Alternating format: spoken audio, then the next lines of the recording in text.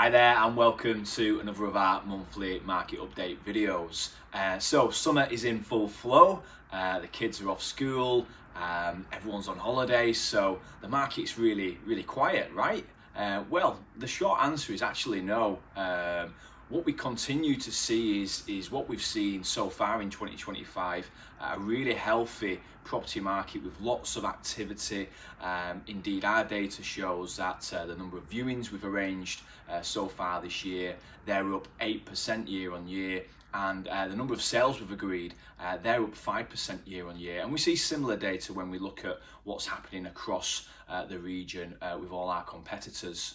And as I've said in previous videos, when we compare this year versus last year, 2024, we're not comparing against a poor year. 2024 was actually a very good year for the property market. It's just that so far, 2025 has been an even better year. So why is this? What's driving the property market at the moment? Well, there's a few things at play, but for me, one of the main drivers has got to be affordability.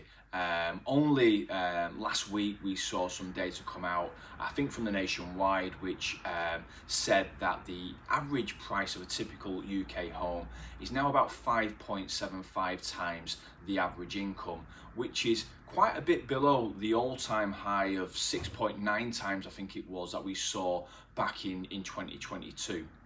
5.75 times average income is actually the lowest ratio we've seen in a decade apparently, and that's because wages have been creeping up slightly faster than house prices. In addition to this, we've seen an increase in the number of mortgage lenders offering higher loan to value mortgages. They're essentially mortgages where you only need to put down a small deposit. And we've also seen over the last few months a big relaxation in the mortgage affordability rules, in the way they assess how much you can borrow. In fact, some people can borrow about 20% more now than they could have done a few months ago, with no actual change to their mortgage rate or monthly repayment. So if you're a seller and you want to get moved by the end of the year, I know that seems a long way off, but it really isn't.